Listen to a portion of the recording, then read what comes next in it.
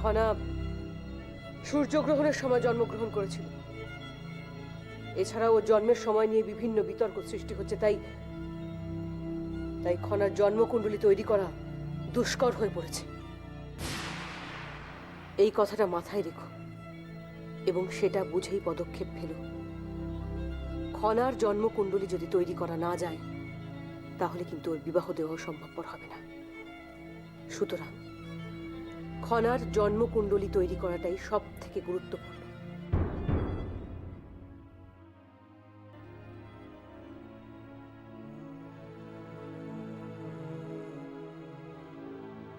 ঐশিকা,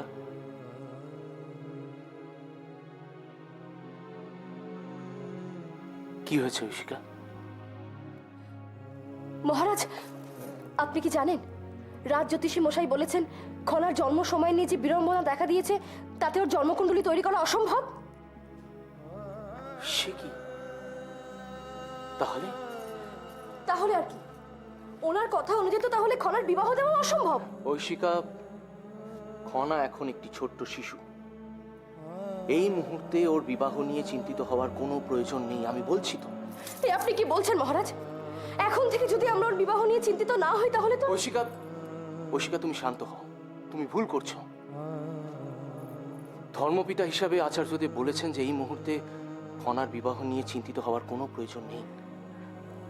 তা হয়তো বলেছেন ঠিকই, কিন্তু মা হিসেবে আমার কন্যার এত কষ্ট তো আমি আর সহ্য করতে পারছি না মহারাজ। পিতা হিসেবে কি আপনার কোনো কর্তব্য নেই? কোনো ব্যবস্থাই নেবেন না আপনি? এ তুমি কি বলছো ঐশিকা?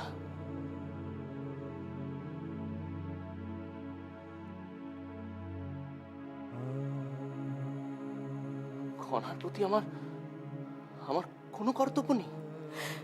অপরাধ নেবেন না মহারাজ, কিন্তু খনার এই কষ্ট আমি নিজের চোখে আর সহ্য করতে পারছি না। খনার কোনো ভাই বোন নেই। সঠিক সময় ওকে পাত্রস্থ করতে না পারলে ওর ভবিষ্যৎটা কি হবে আপনি বলতে পারেন?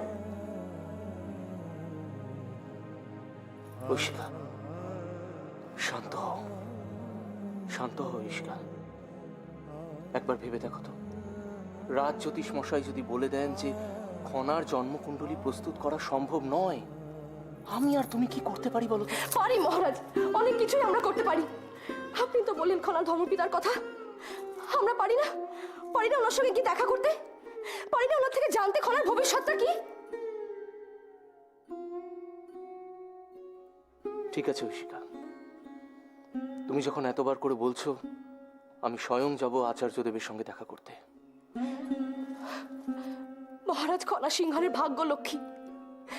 সবাই বলে সন্তান হিসেবে খনা শ্রেষ্ঠ। এই বয়সে ওর পিতামাতার প্রতি কর্তব্য ও সঠিকভাবে পালন করেছে, কিন্তু আমরা কি পেরেছি শ্রেষ্ঠ পিতামাতা হতে? আমরা পেরেছি ওকে সুরক্ষিত রাখতে? পেরেছি আমরা ওকে অসম্মানের হাত থেকে রক্ষা করতে? বলুন মহারাজ, বলুন, আমরা পেরেছি? পেরেছি আমরা ওকে রক্ষা করতে? বলুন মহারাজ, বলুন, বলুন না মহারাজ, আমরা পেরেছি রক্ষা করতে খনাকে? বলুন মহারাজ, বলুন।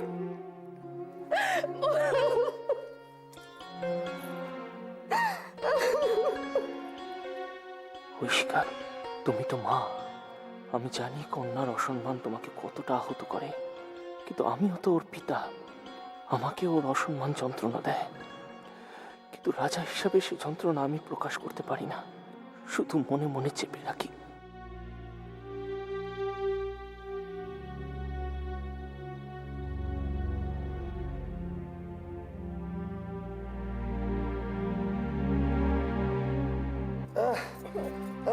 কে কে আমাকে বিরক্ত করছো? চলে যাও এখান থেকে, চলে যাও। তোমার জয়ের কাছে যাও, যাও এখান থেকে, বেরিয়ে যাও, যাও। আমি তোমাদের এত ভালোবাসি, তবু কেন আজকে তোমাদের দিকে আমি মনোযোগ দিতে পারছি না? ভাই কাকার জন্য খুব মন খারাপ করছে। ভাই কাকার মতো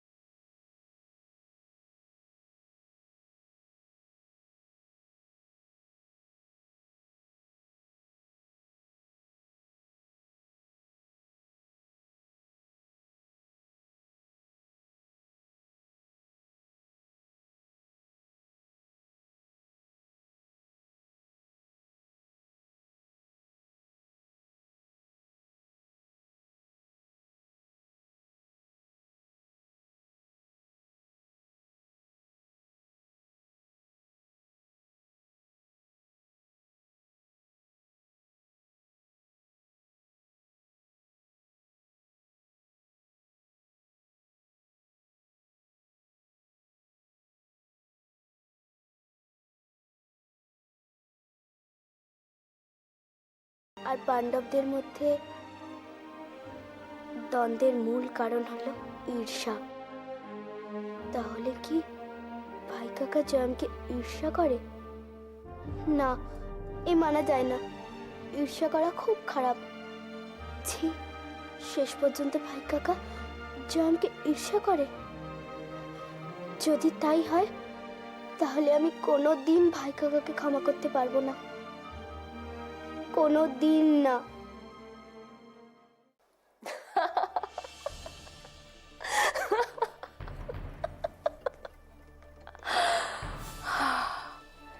খনা, উপতিষ্য, ঐশিকা, এই তিন প্রধানের অন্যতম গুরুত্বপূর্ণ সৈন্য জয়দ্রথ, আর এদের প্রত্যেকের চালিকা শক্তি রাজিমা।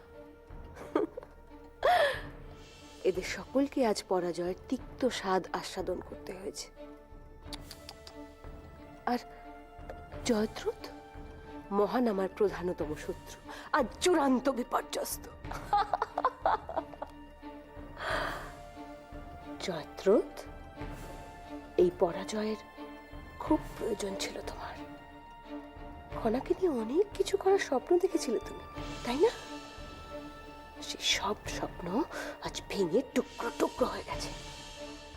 এবার আমি দেখব খনাকে আর ঐশিকাকে তুমি ঠিক কিভাবে রক্ষা করো।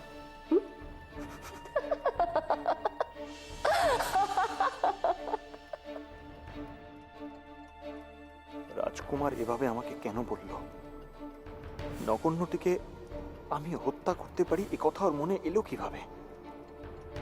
আমি তো রাজকুমার আর খনার দূরত্ব সবসময় ঘোচাতে চাই। নগণ্যটি ও রাজকুমারের ভালোবাসাকে শ্রদ্ধা করি, সম্মান করি। সর্বোপরি রাজকুমারের অমঙ্গলজনক কোনো কিছুই আমি করতে পারি না। এই কথা আমি কিভাবে যে ওকে বোঝাবো?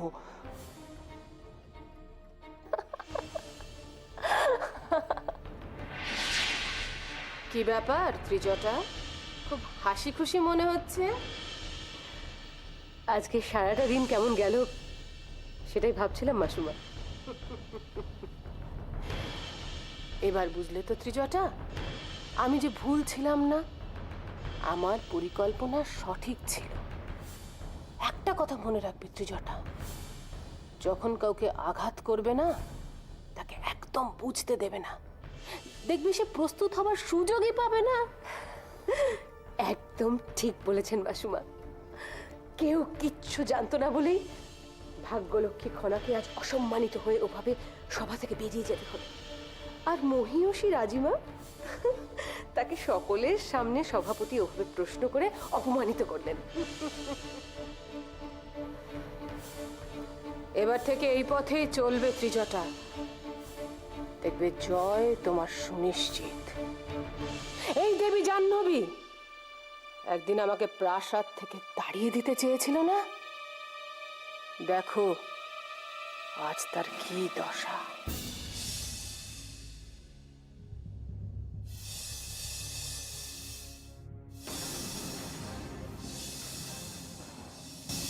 জয়দ্রথ, জয়দ্রথ, কি হয়েছে তোমার? হ্যাঁ? না না রাজিমা, আসলে আসলে রাজকুমারের সাথে রাজকুমারের সাথে তোমার আর মহানামার সাথে দ্বন্দ্ব তো হয়েই চলেছে। এর তো একটা ব্যবস্থা নিতে হবে এবার আমাকে। রাজিমা, রাজিমা, ঈশ্বরের দোহাই, ঈশ্বরের দোহাই, আপনি এই মুহূর্তে কোনো পদক্ষেপ নিতে যাবেন না। আপনি দয়া করে আমার কথাটা শুনুন রাজিমা। কিন্তু কিন্তু কিন্তু শোনো, তোমাদের এই দ্বন্দ্ব তো সীমা ছাড়িয়ে যাচ্ছে। এবার যদি ব্যবস্থা না নিয়ে অনেক দেরি হয়ে যাবে। রাজিমা, রাজিমা, রাজিমা, এ নিয়ে আমরা পরে আলোচনা করব। না জয়দ্রথ, আপনার সঙ্গে আমার কথা রয়েছে রাজিমা। রাজিমা, জয়দ্রথ তুমি আমার আপনি একটু শান্ত হন, একটু শান্ত হন। বলো কি বলবে।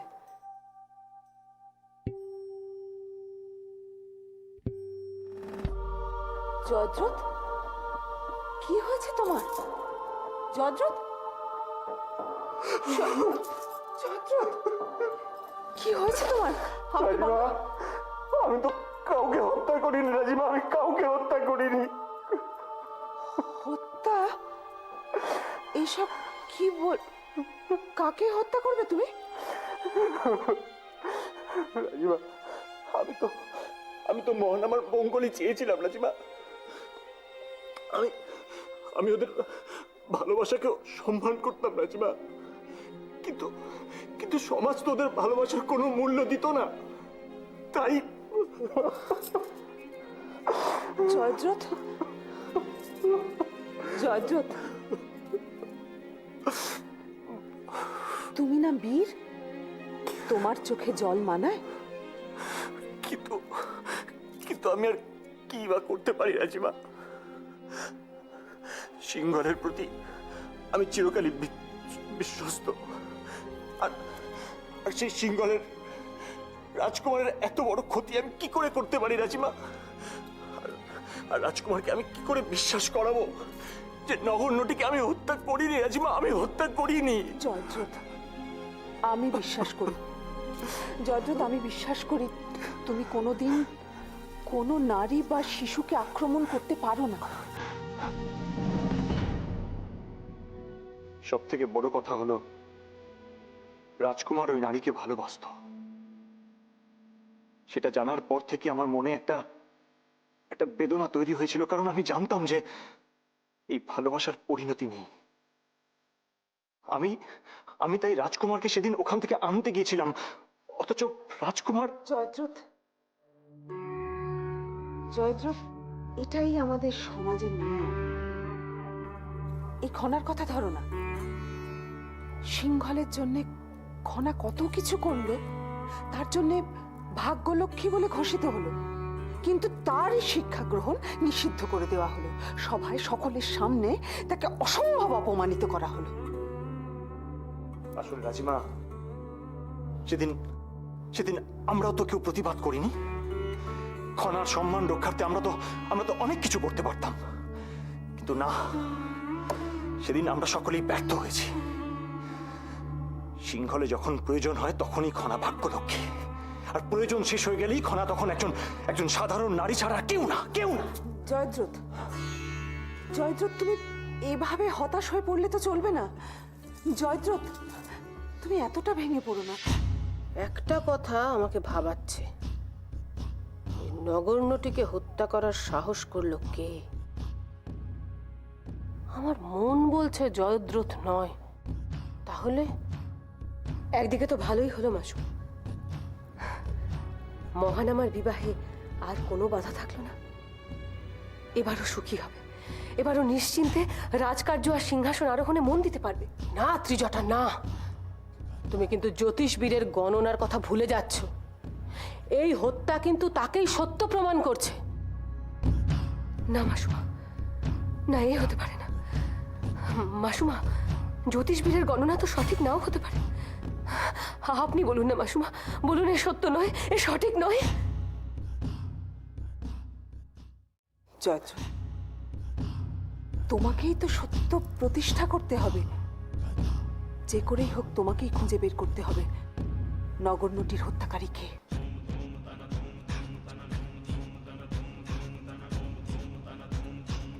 হ্যাঁ রাজিমা, নগণ্যটির হত্যাকারীকে শনাক্ত করতেই হবে। শুধুমাত্র রাজকুমারের কাছে নিজেকে নির্দোষ প্রমাণ করার জন্য নয়, সত্যকে প্রতিষ্ঠা করার জন্য।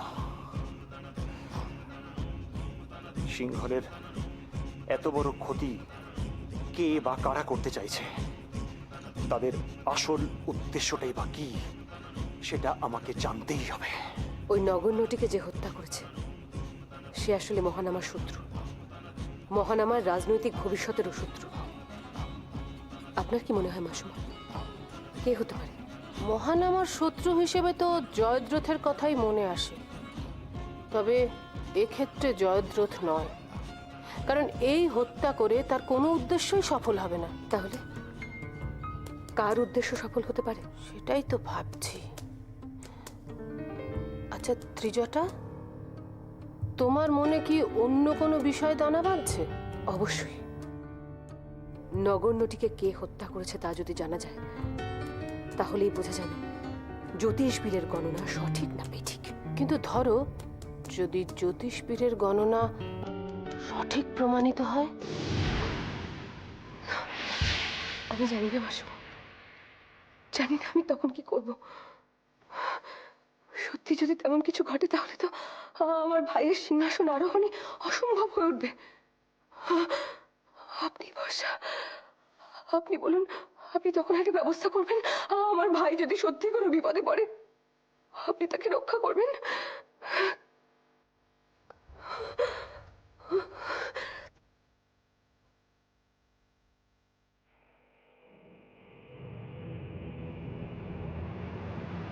জ্যোতিষবিদ খুব কার্য করে গণনা করেছেন বলতে হবে। এই গণনার ফলে ত্রিজটা বা মহানামা নয়, দেবী জাহ্নবী বা খনাও নয়, আমি উপকৃত হব। ত্রিজটাকে আরো বেশি করে হাতের মুঠোয় নিয়ে আসতে পারবো।